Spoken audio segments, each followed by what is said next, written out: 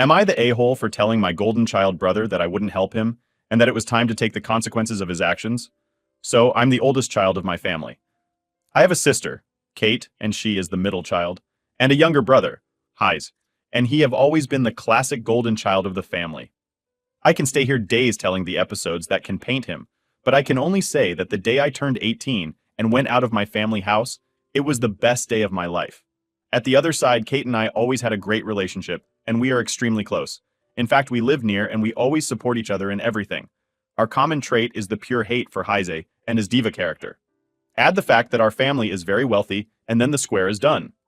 Our parents always tried to cover up his unbearable and diva attitude by, for example, silencing the gossip news of our country full of Heise's bullshits. This episode to me explained well his attitude. 3 years ago, Heise was arrested because he set on fire a police car because he thought it was funny. Fortunately, no one was in the car, but my parents did a titanic job to cover up this story, and fortunately, almost no one knows about this. This is just a small episode, but it shows you his absolutely idiot and spoiled character. So during the years, my parents always closed an eye on him and always treated him like a king, while they treated us with disdain. Anyway, the issue is that they finally opened their eyes on Heise's behavior and tried to discipline him, but after years of no results, they threw him out of their house. Finally, karma hit him hard. But the thing is that Heise now is stressing me and Kate to help him to find a house and a job. But we refused immediately, so now he is staying at a friend's house. But even his friend is tired of him and of being called poor, because his friend isn't rich as we are. So I'm spending days being happy that Heise finally have what he deserves, and everyone is treating him like he always treated others. Because yes, another of his things is being the classic rich snob that treats others from top to the bottom just because of our family wealth. But recently, Heise started insisting especially with me, so I just exploded, and during a call told him that finally karma hit him hard, and our parents realized too late that he was a spoiled brat and asshole, and me and Kate for sure wouldn't help him, not even under torture, so he needed to grow up and take the consequences of his spoiled character and behavior. We argued a lot, and then I just hung up. Now the thing is that while Kate supports me, my parents told me that I should be more understanding with Heise and help him anyway, because Heise is always my brother, and we help the family. So yes, I even argued with them. So am I the a-hole for not helping my spoiled brother? Update. So things have gone from heated to scorching. After that explosive call with Heise, I thought I'd heard the last of him for a while. But no, drama loves company, and Heise is the king of drama. Here's where the plot thickens. Kate and I ended up having a surprise guest over coffee one morning. You guessed it, Heise. But he wasn't alone. He dragged along a friend I hadn't seen before, someone from his rich kid circle, probably thinking it would somehow sway our decision. This friend, Alex, turned out to be a pretty decent person, surprisingly unaffected by the wealth, and actually embarrassed by Heise's attitude during the whole meetup. Kate was ready to throw Heise out on his ear, but I caught something in Heise's eye. Was it desperation? A hint of realization? Hard to say with him. Still, I decided to lay down the law. I told him, listen, Heise, if you want any help from us, it's about time you start making some real changes. No more of this spoiled brat act. You need to earn your way back into everyone's good graces. Not just ours, but your friends too. Heise actually seemed taken aback. Maybe it was the first time anyone had set real conditions for him. He agreed, albeit reluctantly, and Alex chimed in, promising to help keep him on track. It was like witnessing a miracle unfold. The next few weeks were like watching a reality TV show. Heise trying to get a job was a comedy of errors. He had no resume to speak of, his interview skills were non-existent, and his attempts at manual labor were, well, let's just say he's no handyman. But, to everyone's surprise, he kept at it. Alex was a godsend, guiding him through the basics of being a functional adult. Kate and I watched from the sidelines, half amused, half astonished. We had our share of bets on when he'd give up, but he didn't. He managed to land a job at a local store thanks to Alex's relentless coaching. It was entry-level, far from the glamorous life he was accustomed to, but it was honest work. The real shocker came during a family dinner, a rare occasion these days. Heise, looking more humble than I've ever seen him, actually apologized. To us, to our parents, even to the table for good measure. He talked about how hard hitting rock bottom was and how much he's learned in the past few weeks. Kate and I were stunned into silence. Our parents were in tears, talking about forgiveness and family. It was all very touching, albeit a bit dramatic for my taste. But here's the kicker. While I'm cautiously optimistic about Heise's new attitude, I can't help but wonder if this change is for real or just another one of his performances. Only time will tell, but for now, I'm keeping my guard up. After all, drama never sleeps in this family, and I'm just waiting for the next episode. Story 2.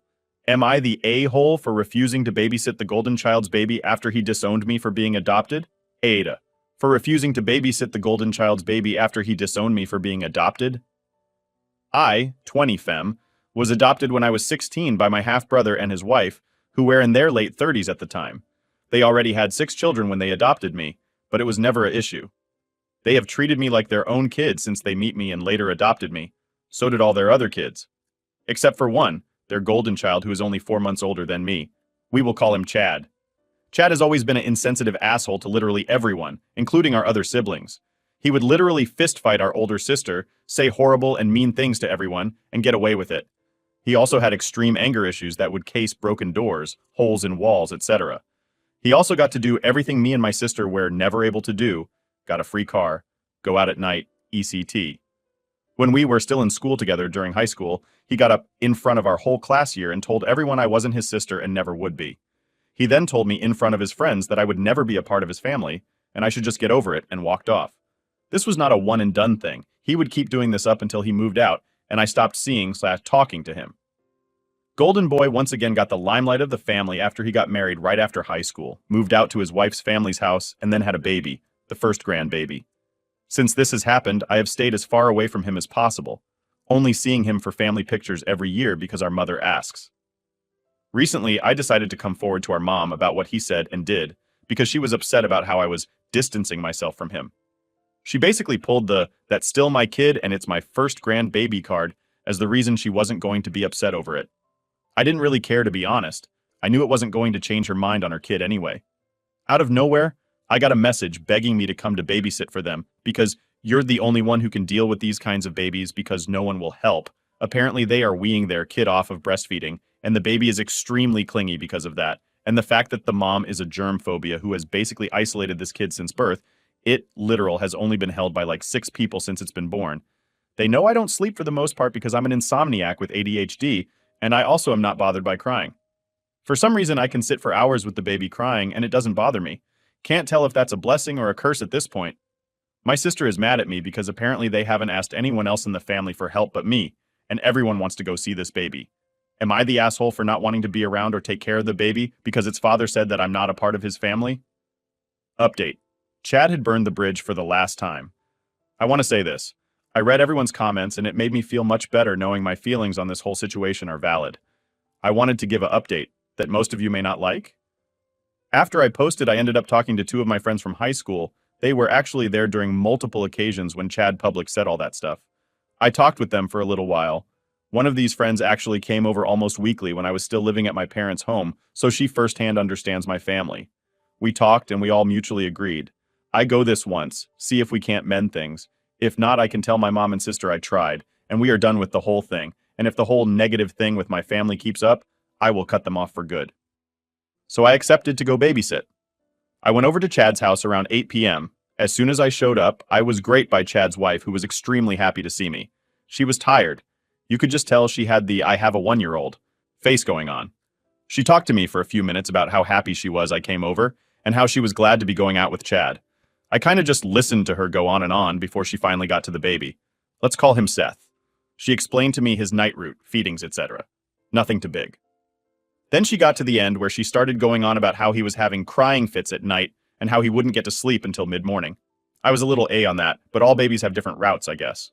She then said they would only be gone about 4 hours and that they would be home around like 12:31 at most.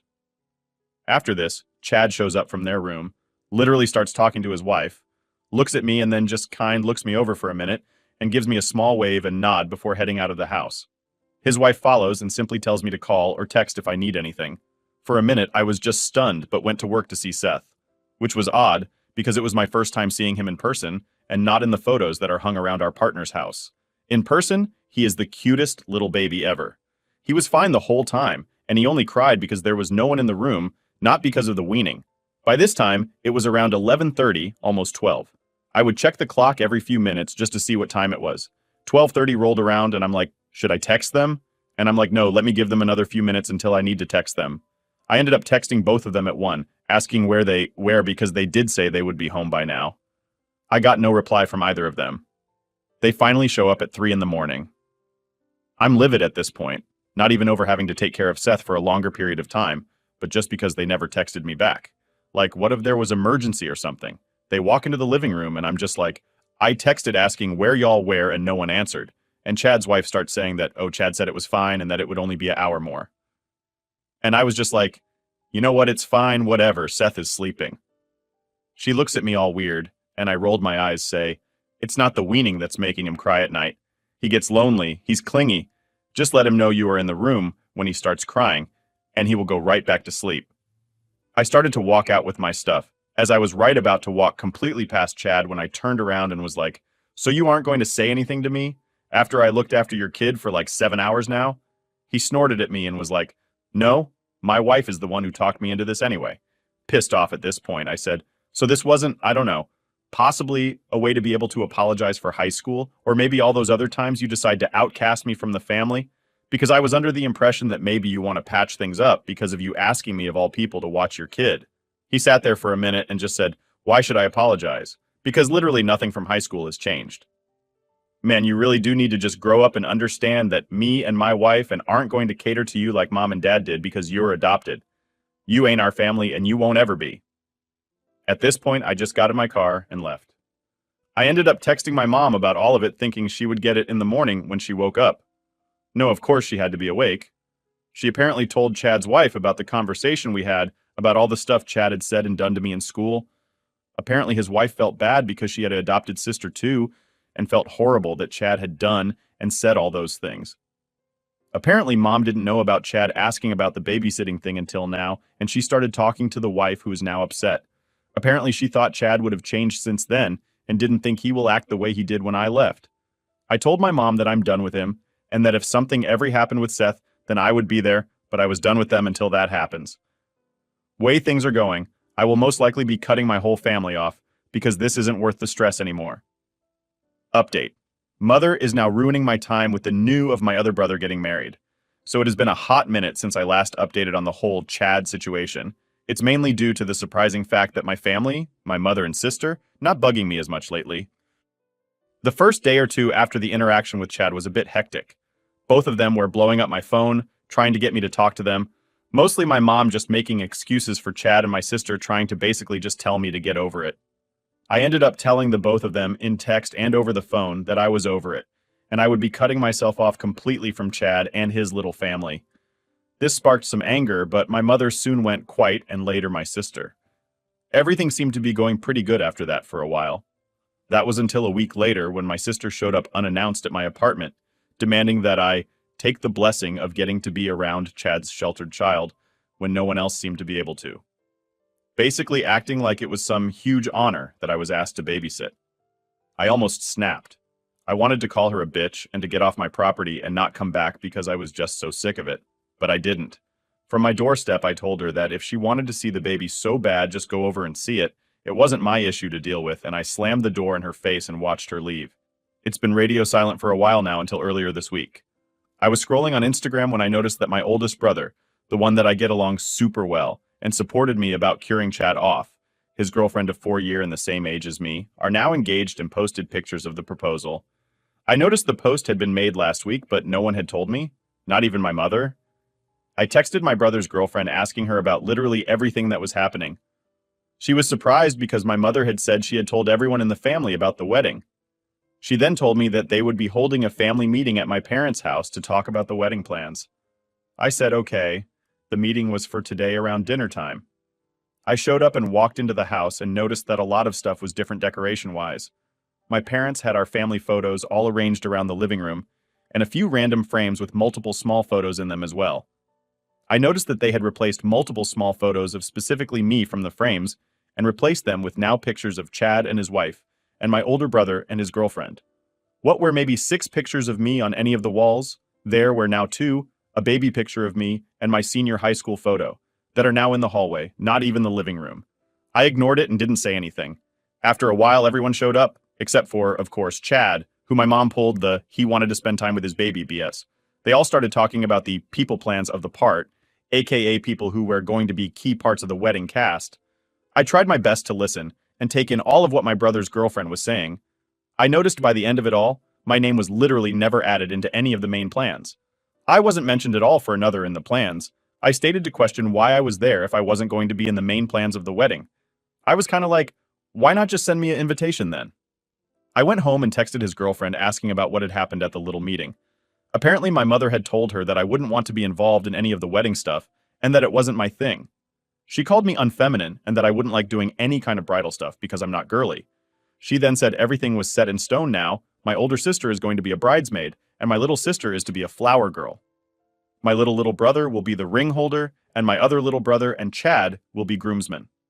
And apparently my mother also told her that because of what happened with Chad, that I shouldn't be sat at the family table, but at a guest table. I will just be another guest at the wedding. I didn't really say anything back because it hurt. It hurt that my mother would say that about me, that I was infeminine, and that just because I myself didn't do a lot of girly things in my spare time, I wasn't going to be able or enjoy doing something like a wedding or be a bridesmaid. I can't believe she would say that about me. To be honest, I don't know if I'm even going to go. The wedding is scheduled for the end of the year. It sounds stupid and petty, but this hurt me. It hurt that I'm being outcasted, most likely due to Chad once again. And as I am typing this, my sister is texting me about how she is helping plan all the bride stuff. Honestly, I'm going to leave it off at this for right now, because I don't know how to even feel, if you know what I mean right now. In the next day or so, I might update when I feel up to it. Another update. Chad's wife is pregnant again. I don't even know what to say. I didn't expect to update again so soon, but I just got the news from my older brother's fiance. Chad's wife is pregnant again. Update. Slowly trying, but not going great. It's been a minute since I updated. I would say it's because everything is going great, but I would be slightly lying. Things have only mildly gotten better for me since the last update. I have moved even farther away from my parents since the last few updates, in part to hopefully try and start a process of trying to cut them off from my life. This has worked a bit, but not enough to actually make me feel any better. They, mostly my mother, have still decided to take time to bother me and showing up at my new place and only giving me a second of a heads up. There is no update concerning the wedding. I've only gotten an invitation through the mail. I'm not going to try and press it anymore. I'm going to go, but I will most likely leave after the ceremony and not stay to hang out with anyone. Chad's situation has grown only by the fact that, over a group chat, they decided not to have any kind of gender reveal or even a baby shower. They just announced that they are now having a girl. Don't want to be an ass, but Chad's wife stretched the fact that Chad randomly made her get up and go get an ultrasound to find out the gender. She acted like she really didn't want to do it. Apparently, they went to one of those fancy ultrasound places where you get fancy models of the fetus and high-tech ultrasound pics. Chad also announced that he is going to college now, and asked for a $1,000 loan, which they gave to him. They have always stretched that they will never loan money to any of their kids. My stomach turned when they happily gave him the money, but they wouldn't lend me $20 for school books when I went to college. They refused to help me get into college. I muted the group chat. I also found out that my sister has possibly outed me to mom. I came out when I was in high school as being bisexual with a preference for women. This didn't go well, to be quite honest, as my mom pulled, "I have a lesbian cousin who is married to a woman," followed up by a homophobic story about how her friend traumatized her in college by taking her to a gay bar, and she got hit on by another female. Not great. My brother fully believes that my love for women is trauma-based because of the abuse I faced from our bio father. My heart was broken when all of this came to the surface, knowing they both truly wouldn't support me. They would only lie to my face about being uncomfortable by my life. I basically promised myself that I would never tell them if I got a female partner, in hopes of saving not only my feelings, but my partner's feelings in the long run. It makes me extremely uncomfortable to think about them looking me in the eyes and believing everything that they told me concerning their feelings about my lifestyle. I fear my sister has told our mom about me dating a female now that I have moved further away from them, something that I never did while in the house living with them. I noticed on my girlfriend Instagram my sister had like one of the pictures of me and my girlfriend. My girlfriend, after hearing all of this, supports me about not posting pictures of us, seeing as she knows that my family follows me on Instagram. My girlfriend has not tagged me in any pictures on Instagram, so my sister had been looking through my friend on Instagram. Not even a week after the photo was light, I had to see my sister in person for something. She started to make awkward comments about my dating life, and if I was seeing anyone, which I only said maybe and left it at that. 2 days later, my mom is showing up at my front door with some store-bought cookies, asking me if there's anything I want to tell her. I brushed her off and didn't say anything. She then left and hasn't said anything else to me. A few hours later, my little brother texts me asking if I had told mom about me dating because she is apparently going crazy and about how his dad is just telling her that it's just a trauma response. I haven't told anyone about me dating, so clearly someone told her about me dating, especially the fact that they are bringing up that I'm dating a female. I honestly don't know what I'm supposed to do at this point, as I'm trying my best to cut them off. My girlfriend is telling me not to think about it too much and that we can get through it together. I honestly don't know where I would be without her at this point because she's the only one keeping me sane throughout this entire transition. This update isn't anything grand, but it is something. I wish I could fully say that my life is getting better, but it's really only getting better at a snail's pace. At the moment, all I can say is thank you to everyone who has been supporting me throughout all of these updates. Everyone's input has actually made me see how messed up and how wrong my family has been treating me and how I shouldn't be letting them continue to lead my life and invalidate my feelings. I hope to update after the wedding in a few months. Story 3. I, 20M, has 2 younger siblings, Joe and Jill. They're twins, both 18 and graduating high school this year. Jill is my parents' favorite, because they've always wanted a daughter, while Joe is their scapegoat, because I guess he's the bonus baby they never actually asked for. I'm mostly better off than Joe, as I'm the oldest grandson from both sides of my family, almost all of whom are just as blatant as my parents are about their favoritism. I felt really bad for Joe, so I did what I could to make him feel less alone. Like when Jill got to go shopping with mommy and daddy, I took Joe skating with my friends. When our parents were too busy watching Jill's kitty pageant, I dragged my best bud to sit through Joe's elementary school musical. Small things like that. It all started as pity moves, but soon my friends pretty much liked Joe better than me, while Jill's princess syndrome got in her head. So now I spend more time with Joe because I simply like him better than Jill. Never said it out loud. But I don't make it a secret either that I prefer not to spend my time with entitled brats. Anyway, like I said, they're graduating soon. They both already had their choice of college, accommodations, etc. Jill's going to a UNI and SF, fully funded by our parents, unsurprisingly. Joe's going to the same uni as mine in Seattle, but different campus just 20-ish minutes away. He got a full ride, which apparently makes him ineligible to get any financial help from his own parents. This is also hardly surprising, so I made some calls to ask around, see if anyone is hiring next fall. I did this while on FaceTime with Joe. I was reassuring him that we'll find him a job that don't suck and pays enough, that he's better off without dad's money anyway because we both know it comes with strings attached, that this way, mom and dad wouldn't be able to stick their noses into his purchases. I got him to feel better about the whole thing and logged off. I guess Jill overheard, because the next day, she sent me text after text demanding I help her find jobs as well because she doesn't want dad nagging her. When I told her, politely BTW, that I don't know anyone in SF, and that she'd get more help from mom and dad, she blew up, saying all these things about me favoring Joe over her, which, yeah, it's true. I love both of my siblings, but I don't particularly like Jill. It's not like she's making herself likable, though, so, Ada, update. So here's the juicy update on the drama that's been unfolding since the last time I spilled the beans. After Jill threw her fit about me not helping her find a job in SF, things took a wild turn. Get this, Joe's best friend from high school, Alex, decides to jump into the fray. Alex, who's kind of a genius with computers and stuff, somehow landed a tech internship in SF too. And guess what? He reaches out to Jill offering to help her navigate the job scene there. I know, plot twist, right? Meanwhile, Joe and I were just chilling one evening, planning his move to Seattle, when out of nowhere, we get a call from our cousin, Mike. Mike's like the black sheep of the family, always traveling, never settling down. He tells us he's in town and wants to meet up. Now, Mike's always been cool but distant, so Joe and I were both kind of psyched and nervous. We meet up with Mike at this chill little diner downtown. Turns out, Mike's been doing really well for himself, running a startup that's about to go big. He's heard about Joe's situation and offers him a part-time job that can be done remotely. Mike's offer isn't just generous, it's a lifeline. It means Joe can focus on his studies without worrying too much about finances. Plus, it's a gig that actually relates to his major.